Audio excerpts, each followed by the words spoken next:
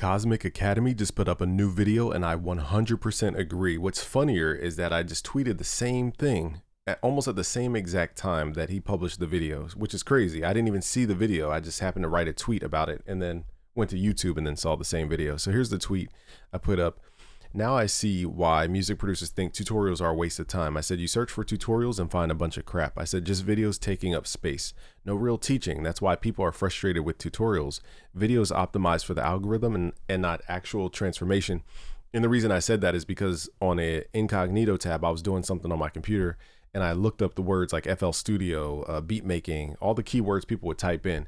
And it just showed a bunch of like fluff. And I'm like, this is why people, call tutorials crap. So let's listen to Cosmic Academy here. I know this title sounds absolutely ridiculous because music tutorials have literally helped every producer I've ever met. We're talking millions of people. And not only that, but you're currently watching a channel that makes a lot of music tutorials. And I'm sure you've probably watched some of them and hopefully you've enjoyed some of ours. So tutorials themselves are not the enemy. However, there is a point when they stop helping. And then they actually become one of the biggest things from keeping you from making better music. So let me stop here. Is the argument some people make, like Kenny Beats was known recently for commenting on how people should get back to gatekeeping. And I think a lot of people took words out of context there, but even still talking about tutorials, because he commented on another guy's post. He's like, of course it comes from a guy who makes a course. So I can understand where the Cosmic Academy is coming from in this initial point. And then they actually become one of the biggest things from keeping you from making better music. Because a lot of tutorials are really disguised as tutorials. It's really a sales video disguised as a tutorial. It's one thing to offer knowledge. I'm not saying every video has to be about knowledge. Sometimes we want to have discussions like podcasts. Sometimes we want to have just entertaining ideas. But when it comes to tutorials, people are literally typing in how to slide 808. But when the video is literally just starting off, hey guys, here's my loop pack, it just immediately starts off, hey, here's my melody loop pack. We're going to drag my melody loop in. Not that that's wrong. Okay.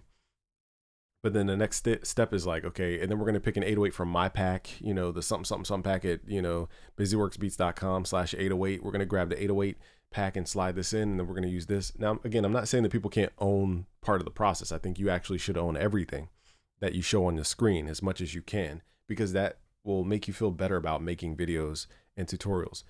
But there's people who literally just are trying to sell stuff. So they go, how can I sell stuff? Let me make a tutorial let me make a VSL disguised as a tutorial. And it gives you like a half-baked concept or like just one small technique without any context. And again, I'm not saying it's wrong. I'm just saying that this can fill up the search results for when somebody types in something and they need more like teachers who actually teach. So let him continue. If you've been producing for 2 months or 2 years or 3 years or 5 years and you're still feeling stuck, there's a really good chance that this video will explain why. First of all, if you don't know, I'm Justin. I run Cosmic Academy. This channel, sure, we put out all sorts of tutorials and great free videos. So let me see what his videos are. I didn't see these at first because I was watching at 3x speed, so I got to pause. I run Cosmic Academy. This channel. All right, so his videos on his channel says breaking plugins is how I actually learned how to mix. Ultimate Producer tools ranked. Why you stopped loving music production. So that's more of a discussion piece. The 7 levels of music producer explained in 8 minutes. The hidden psychology of mixes that sound good. The real reason, John Summit blew up, and it looks like techno. Sure, and then it says every genre's kick drum explained in detail. Producers don't need more content. You need this. Why your song is stuck at 80% and what pros do differently. Put out all sorts of. And then it says the all-in producer strategy that actually works. I ranked the most controversial production advice. All right, and then the stupid picture explains why you're not breaking. So basically, he is good at taking a broader talking point and then getting in his teaching in there. Because that's the hard part about tutorials is like how to not always make it sound like FL Studio tutorial. How to slide your 808s. That's my channel, very just straight to the point. Whereas he's good at saying, okay, I won't just teach you kick sound selection. I'm going to say every genre's kick drum explained in detail. So that's an art to know how to do that. So he can blend the two together very well. He can go mass, he can go to give you information, and he could still, I assume, sell his services or his program. Tutorials and great free videos, but it's all based on our artist development program. So we've been around now for almost 15 years, and we have worked with individually over 1,000 producers. And our students, they get incredible results. They sign to the biggest labels, Defected, Anjuna, Spinnin', Monster Cat. They play the biggest shows. We just had 2 students play Tomorrowland, tons of students playing Ultra. We've had over 10 students play EDC the last. So I'm sure all the EDM guys are like, this is legit. I'm not familiar with all the EDM world, so I'm not acting like I know everything about this, but that's dope that he can teach this many people. Last couple of years, and all of our students have used these tutorials to help them. So then why am I sitting here saying that tutorials could be harmful? Well, the first reason tutorials might actually be hurting is because you're doing too much watching. And I agree. So last night, it was funny timing, because last night I was like on the couch, I was taking a mental break. It was like 2 a.m., something like this. And then I got on the couch and I was like, let me just play Hitman real quick, get a little round of Hitman in real quick. And then I was like, my body was like, I'm too tired to go through the mental decisions of Hitman. So I was like, I don't want to work at this video game. I just want to watch. So I opened up YouTube and I started watching people playing Hitman. Now they're doing speed runs, stuff that is like kind of hard to do in the game. So I'm watching it, but still feeling like I'm playing the game. So I think that's probably what he's getting at. And not enough producing. So let's start with one of the biggest ones. Watching music production tutorials feels productive. It feels like you're improving, right? You've just watched 30-minute tutorial on compression and you feel like you've gotten better. Oh, look, a new cool Serum preset. You feel like you just got better. And your brain is now that's that part. So, man, there's a lot packed into what he said. So for example, Kenny Beats talked about how like the process of finding stuff is the fun of it. I understand that. Sometimes not everybody is down for the time it takes to go through the process. So for example, I forget who asked me, but they were like, are presets a newbie or something like that? And I said, even as a sound designer myself, presets are saving me time. It's not that I can't make that sound. It's like, do I really want to sit here and program an E-piano using FM synthesis from scratch, like just to get it to sound 1% different than a preset that's already made? It's like, why not just load up a preset and tweak what I need to tweak if I need to tweak anything for that specific sound? And, it's just a different mindset shift. Let me run that back because I lost my initial point there. You feel like, oh, the presets. Okay. So yeah, presets, getting to that point was fun initially to figure out how to make an E-piano. Do I want to do that 1,000 times and spend 2 hours each time doing it? No, because it takes a lot of nuance and small little things. And that's the part where I think people on the outside might not understand. It's like reaching for a preset for somebody who knows how to make that sound is just a time saver. Reaching for a preset, if you don't know how to make the sound, can make it feel like, wow, this is the magical preset. So I don't know. This is a two-sided coin, I guess. Like you just got better. And your brain is rewarding you like you've accomplished something by finishing this video, except your DAW never got opened. The track has not moved forward. Nothing actually changed in a material way. If I had to re-describe what he's saying, is like the same way I sat on the couch and watched somebody play Hitman, like in my actual Hitman memory game, it didn't move from whatever level I was already on. I'm still on that level and still have to go through the level. So it's like, just because I watched somebody on the next level doesn't mean that I actually went through the level that I'm on. So that happens a lot in music production community. I think one for aspiration as well, though. It's the same reason why there's people that will watch hundreds of hours of workout tutorials and they're reading endless amounts about dieting and protein and losing weight, but they haven't actually gone to the gym. Watching. That's me. I'm him. That is me. I need to go to the gym ASAP. Someone squat does not make you stronger. Just like watching someone produce doesn't make you a better producer. True. I think what it does unlock, I'm not debating him, is I think what it does unlock is to know that something's possible. Like when software companies give me their plugins and different things to review, I'm showing people what's possible with it. And like, for example, FL Studio. Let's just use FL Studio for example. I'm sure when they made that DAW, they were not thinking that trap music was going to be invented underground beats, all the stuff that we've created through their process. They didn't even know it was possible. It's just somebody had to go through all their parameters and rearrange them to create a unique output. And that's what I think. It's like when I learned coding, I'm trying not to get too geeky, but when I learned coding, you learn about loops, you learn about functions, you learn about syntax, you learn about just all types of stuff. Okay, strings, et cetera, conditions, things like that. But the thing is, it's like, okay, I technically know what a loop is, and I technically know how to, go this way, that way, pick certain things out the loop, go with the sequence. But the question is, how do I build my plugin with this? It's like, how do you go from this to knowing how to build a plugin? I need somebody who can show me it's possible with this pathway so that I feel confident enough to spend my time learning more and more and more. So I think there is that element to tutorials, not the majority. So I'm not acting like he's speaking on like the very small amount of people I'm referring to, but the greater majority of tutorials are not just to show career aspiration. I think it's to show what's possible with the DAW. So people aren't really there to learn. They're just saying, is it possible to make it a weekend type track? Okay, it is possible.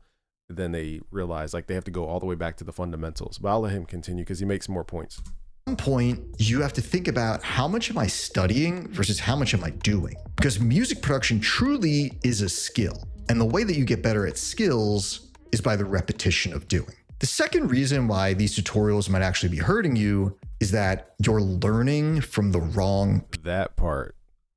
Look, guys, I'm going to pull up on a tab for incognito to look up YouTube and see what pops up on the results.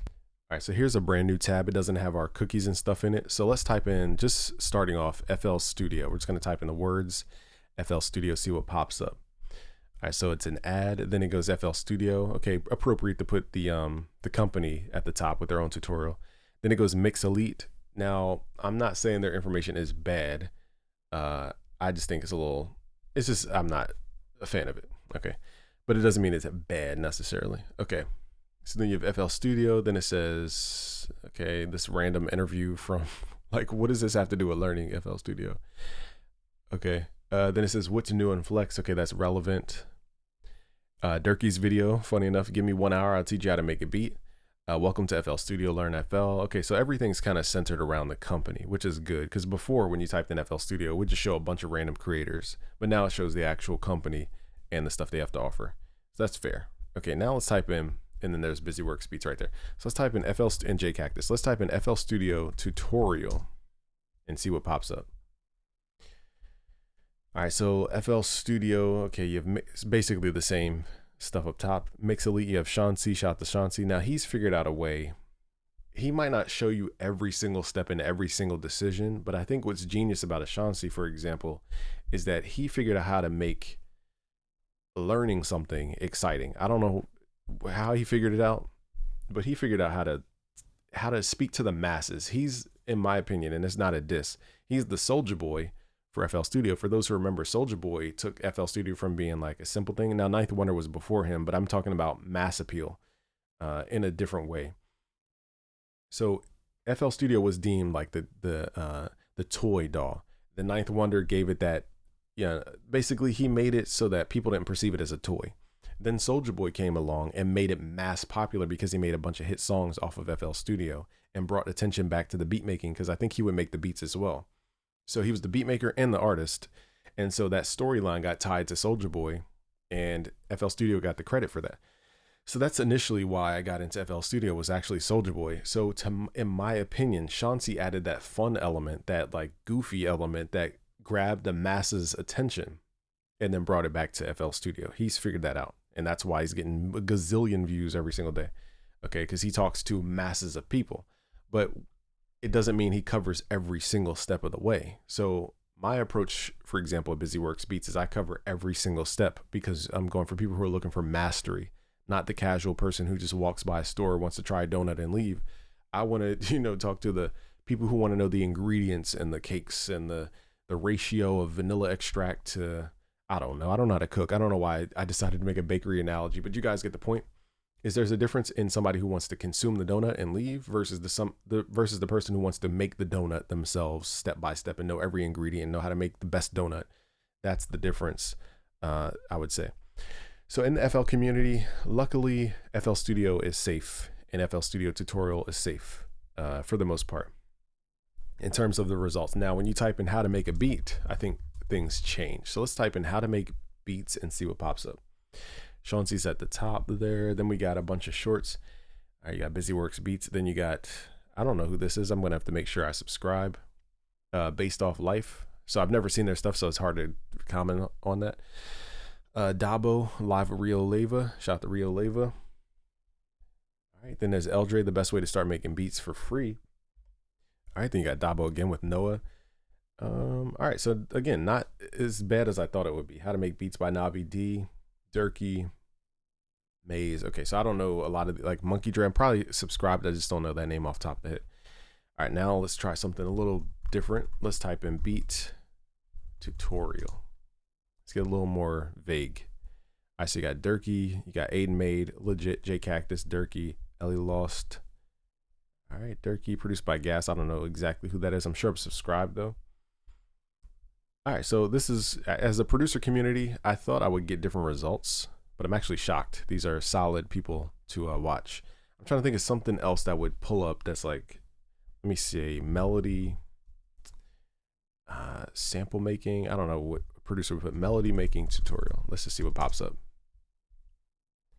All right, Tumphy pops up.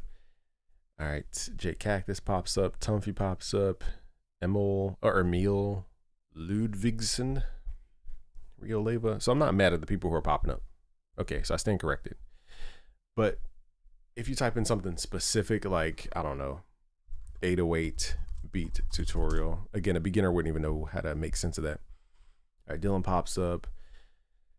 I guess my point is, at least from my point of view, it's not that the creators are bad. I think it's just they have to edit their videos all the way down to where it removes the step-by-step process. So we're watching people, I'm not just talking about 808s, but like music production in general, where it will be like how to make, you know, a Zaytoven type beat. It's like step one, do the chords, but they don't explain how they even came up with the chords or how they came up with the melody. They just do the melody. They don't explain how. So that, to me, as a teacher, is the reason why people are learning from the wrong approach. I'm not saying people are wrong in what they're doing. I think that because people don't explain the step-by-step, it leaves out a lot of details that beginners need to even learn. And I'll wrap my point up here is that on YouTube, they reward open loops and closed loops. Actually, they reward open loops. You know, basically as a viewer, there's something called a hook. So you hook people in with a question, let's just say. Now, the goal is to keep extending the time between the time you ask the question and the time you resolve the question. That's how great films are made. But most people have to resolve that pretty quickly in the informational areas. So the trick is, in this category, is to open a loop, answer the question, but then open another loop or open a loop within a loop. Okay, so you have two questions going that people need resolved. Okay. So that is the trick that we have to do as content creators. And because we have to do that, most people decide to do that in the video editing. And that's the point where the Cosmic Academy starts approaching this, is in the video editing. So what I'm trying to say is people on YouTube as producers, to keep people around, they have to do all this video magic trick stuff. Okay.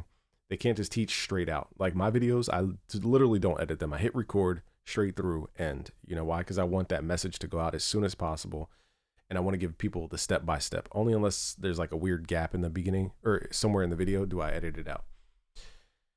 And I'm saying all this to say, because I approach it that way, people get the step-by-step. But if I were to do the flashy, like, welcome to busyworksbeats.com. Today I'm going to show you the top 10, whatever. And then I'm just jumping around. Because I think he mentions he teaches at Harvard. So for example, imagine a Harvard professor. They open up the class. Hey class, today I'm going to teach you FM synthesis. And then they just start writing on the board to create sound effects. And they're like, whoosh, all right, here's the oscillator. Here's operator 1. Whoosh, here's operator 2. And then they just start running around the classroom to keep your attention. It's like, teach me something. So, you know, good teachers, they can stand in front of a class because they can go from start to end giving you wisdom. Whereas I think this platform is a video platform and it rewards people's responses to the video and not necessarily what they're learning. So hopefully I'm making sense there, but I understand because it's an entertainment platform ultimately. But I see what he's saying. So let me run this back because I talked a lot. These tutorials might actually be hurting you is that you're learning from the wrong people. Here's something that no one really wants to talk about. The internet and all these platforms do not reward the folks that are the best at doing. They reward the people that are the best at content creation, right? Like, look, I can sit here and make a lot of videos on music branding and music business because that is my expertise. I built a concert company for 10 years. I sold over $10 million worth of tickets. I can speak on that with some level of expertise. But then there could be someone else who's just really good at thumbnails and titles and the algorithm. Right. And their videos will do probably better than mine. So again, I'm not trying to frame this as a negative thing from my point of view because the people I showed on the screen were dope. So what I'm hearing, at least from my point of view as a teacher, is who will rank higher when somebody types in FL Studio will be the Chauncey's of the world, will be the, I don't know, who edits a lot. Like Tumphy's known for short form. Servita is known for short form, for example, Simon Servita. So that will probably get more engagement and be signaled for support on the platforms more. So it's pushed to the front, okay? Even though it's more entertainment based than like deeply educational based. So that will be the first thing people see. People aren't going to keep scrolling and scrolling and scrolling and go through hours and hours of video before they get to BusyWorks Pizza Video. So that's part of, you know, the battleground, I'll say, of content creation is we just have to understand these are platforms to help us market, but we also have to play their game as well to keep people on the platform. So it's a catch-22. It's like we have to market to get people our teachings, but I don't even know the opposite of what I just said. But the point is we have to be better at marketing our teachings. But at the same time, we don't want to dilute our teaching so much that it's only marketing. So that's the trade-off, I'll say. You know, there's thousands of people teaching music production on the internet, but you have to ask yourself, are they as good of a music producer as you want to be? Are they getting the accomplishments as a producer that you want? Have they signed? That part, I can understand if you're choosing a mentor. But for example, Nest Acoustics, he taught me something crazy in Serum, like how to take Serum from like where I was, which I thought I was advanced in Serum. He took it to like supreme level teachings in Serum, and I didn't even get through all this stuff yet. The first 2 videos had me level up my Serum ×2, and I thought I was advanced in Serum too. But he took me up ×2 at least. Now I don't know any accomplishments of Nest Acoustics. I've seen him with some famous EDM people. I've seen him with, I've seen him around the internet, but like he barely puts up videos and he doesn't really focus on social as much. And a lot of his content is in front of this like old school TV. So it's not like he's being flashy and like gaudy with a bunch of trophies and everything, but he teaches the best. So it's like the modern day person, and I don't know, it just depends on what you guys think. Like, put it this way. I talk to a lot of accomplished music producers, and a lot of them, they don't necessarily make great teachers. And it's not a shade. It's just, that's a different skill set. And I think what people associate in the music industry is because you're better at music, that means you're going to get more accomplishments. And that's not a direct correlation. A lot of the people I know who are really, really successful in the music industry that I know of, not personally, but I have spoken to, they just are good networkers. You know, they get chosen by the bigger companies. You know, they're very closely knit to the top 3 companies, Universal, Warner, and Sony, mostly Sony on the hip hop side. So it's like, you have to have all these other things outside of skill to get those accomplishments. Like, I know somebody who won a Grammy and told me, he was like, man, Grammy is the most political favor for favorite thing. It's not even about the music. It's not about the skill. It's literally politicking with the voting members. That's all it is. And after I heard him say that, I was like, you know what? That does make sense. So what am I trying to say? I'm trying to say that just because, let's just name somebody, I don't know, who's a top producer, like, let me name a producer, hold up. All right, now I've never met these people personally, so I have no clue how much they can actually teach. Dr. Dre, for example, DJ Quick, DJ Premier, RZA, Pete Rock, Havoc, Kanye West, J Dilla, Madlib, The Alchemist, Timbaland, The Neptunes, Metro Boomin. So that's the list they gave me as the top hip hop producers. So it doesn't mean just because they've accomplished something great, okay, I don't want to take away their accomplishments, doesn't mean they can actually translate their greatness to you through teaching. because at their level, there's 4 levels of competence. You have unconscious incompetence, meaning you don't even know that you don't know something. That's why mentors like the Cosmic Academy are here. Then you got conscious incompetence, meaning now you know that you don't know something. That's why people watch like, top beginner mistakes producers make in EDM or something like that. So now you're conscious of your incompetence. So now you start studying and repeating. I think he mentioned this earlier in the video. You start studying and repeating. Now you're at the conscious competence level. This means you know that you know something because you repeated it so many times. But only until you get it into your subconscious where you're not even thinking of it. They call this the flow state, some people. Then it's in what's called the unconscious competence, meaning you know something so much that you don't have to think about it consciously. It's just programmed into you. Now that's where a lot of the elites are. They're in this unconscious competence space. And in order for them to dumb something down, they have to be slow and really know how to articulate and communicate those concepts to a core level. And a lot of pros can't do that. They just do, like was mentioned in this video, they're just doing it. And it's the difference between doing it and being able to translate what they're doing to somebody else. That's what makes a great teacher. BusyWorks Beats, for example, is a researcher. I went to school for biology and pre-med. All we did was observe change. So we would look at a system and say, okay, here's state A, and then something would change in there. Here's state B. What changed from state A to state B? And we would have to like figure out what changed. That's all I did was study change. Because change is life, if you think about it, the ups and downs, the difference.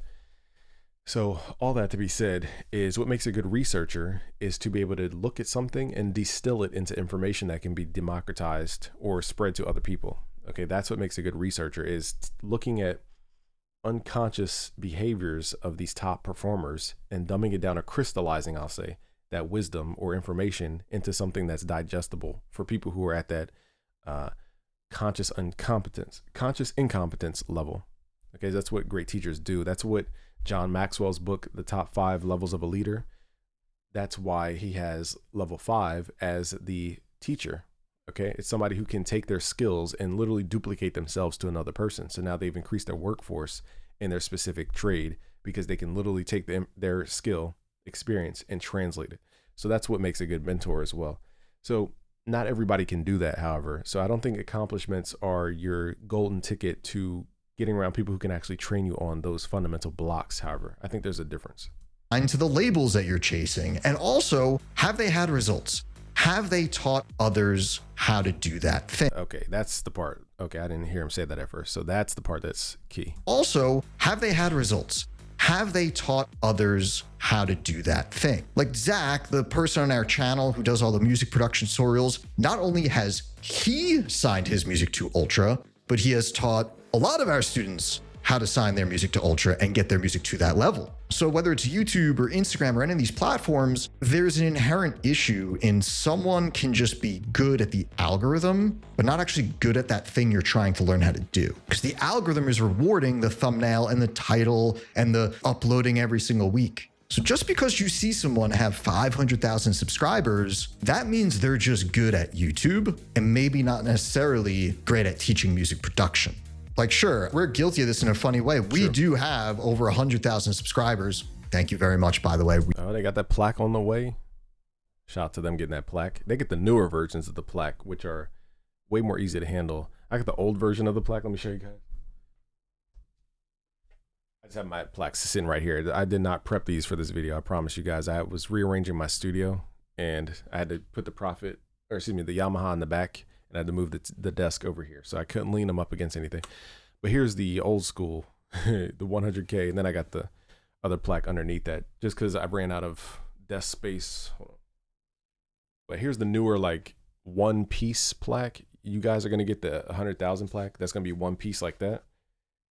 But the old school ones have a lot of moving parts. So God willing, this stays together for the next however many years.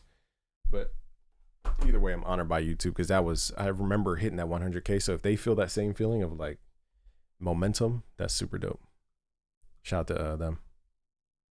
We appreciate it. But at the same time, like, I literally teach a class on this stuff at Harvard. We're not coming into this like, oh, we're trying to like game some algorithm to get views. No, this is what we really do for real. But some of these other people, they might just be good YouTubers. The third reason why YouTube tutorials and these different online educational things might be hurting you is The advice was never meant for you. True. Man, there's so many rabbit holes you can go in music production. That's why it's so hard to train beginners. A lot of people think beginners just means you don't know what you're doing and anybody can do it. To teach beginner level stuff, you have to know how to articulate the in-between words. And then you also have to know what not to pay attention to. So I assume he has that same experience. He's like, I've done this for years and years and years. Here's what not to pay attention to. So you're focused on these 3 things. I'm just saying 3. I don't know his system.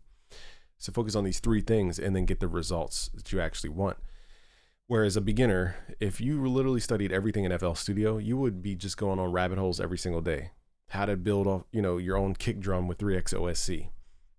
Using what's the thing called? Wave Candy to, I don't know, using the beat map to do stuff. It's like, there's a ton of things you can get into in FL Studio technically, but for beat makers and hip hop producers, it's like, why would you ever go down that rabbit hole unless you specifically want just the challenge of doing that thing? Because I forget who asked it. They were like, should you learn sound design or something else? I forgot what he said, or arrangement or something like that. And I was like, sound design is one of the last things you should learn. If anything, somebody else took the time to get the nuances of that kick drum right and the snare right. You shouldn't have to sound design from scratch every single beat. That's kind of a time waster. This is probably the biggest flaw with YouTube and some of these platforms. Everyone gets the same lesson. Whether you've been producing for 2 weeks or 10 years. Man, sorry to keep cutting him off, but he has so many points. The short form community and the producer community, again, it's dope that people are sharing information. I don't want to ever critique people on that. I think it is a little ubiquitous in terms of how they're teaching the vocal chains and all that type of stuff. And a lot of plugins, I don't know, why people are acting like these are the greatest plugins in the world. I've shown you guys how analog sounds different than the plugin version, yet we still have these content creators who are making short form, who are deemed as experts, pushing plugins as if they are the actual 1-to-1 of the analog. It's like, no, it's not. The CLA 76 doesn't.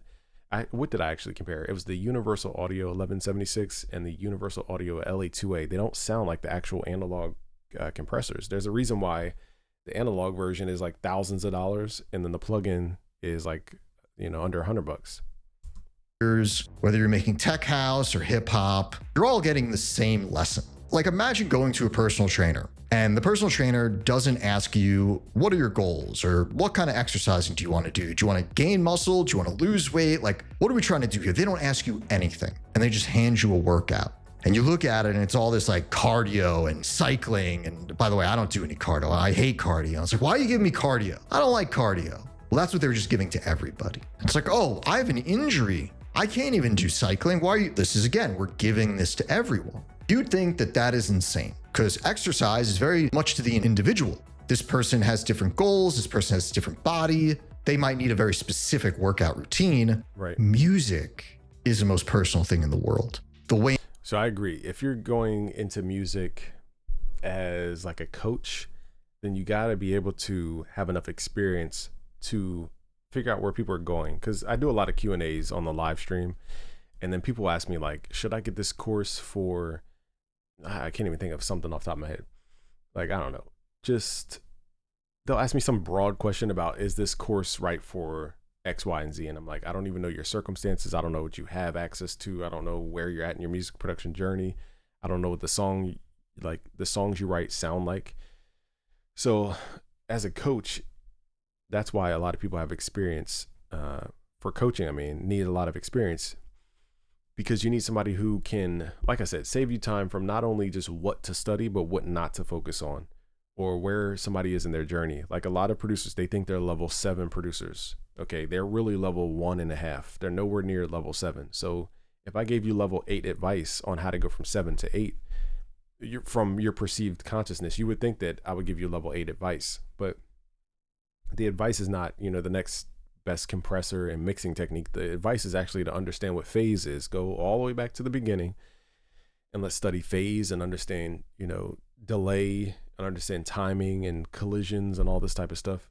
Then we can move to the next step, level 3. But everybody wants to feel like they're better than they are as music producers for the most part. They don't want to humble themselves to say they don't know. And this is being coachable. So a lot of people are not coachable. And this is why I stopped coaching. So I don't know how Cosmic Academy has the, what's the word? Resilience or tolerance, that's the word. for coaching, because for me, it was just I would give people advice, they wouldn't do it, and I was like, why am I wasting my life energy on this person right now? It just frustrated the crap out of me. So now I only advise people with actual running businesses. I don't coach people anymore for that reason. But I mean, to be a coach though, again, you have to be very zoomed in on what that person's trying to do, what is their intent, and then also they have to be good at knowing where you are and what is the next step for where you are, not where you think you are. So I'm not trying to make this whole lesson, but that is a whole way in which you interpret the music, the way in which you want to make the music, it is so personal that when you go on YouTube, it's all generic, and generic advice can only get you so far. Like that's right. That's the key. And I'm gonna end it here because this video is doubly as long. I'm gonna let you guys watch this full video. But that's the part about just the fundamentals of YouTube that is hard to articulate. It's like, yes, person A's, question is super specific. How to make this funk guitar from this very specific song, with the instrument that I have and they have, let's say.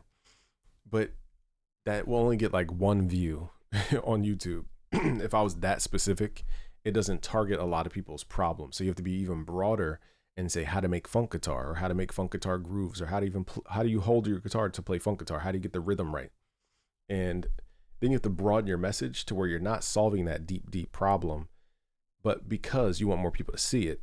And then if they see it, then you can lead people to the next step, which is either coaching or going through some course that describes that deeper problem. Like for example, if I put up my course material on YouTube, which, I can say never say never, but I would probably not do that, because it is the most granular stuff, and we want to, protect our IP and everything else, but it's the most granular stuff. Like it's not going to have a mass appeal. So me throwing it up on YouTube can actually harm my YouTube page, because now YouTube is seeing that people aren't opening the videos, they're not clicking, and now they could potentially penalize the channel if I put up this highly granularized information. So that's the underlying part that I'm glad he talked about, which is fundamentally on YouTube or on any platform really, not just YouTube. You have to not speak so broadly that it's too vague and not niche enough, but you have to speak broader than something that's extremely, extremely specific, because you won't be able to attract a lot of people who even know what that problem is or that it exists. So hopefully I'm making sense. There's like talking to everybody at the top, like Ashanti is good at that. Then you have the next layer, which is talking to your target market.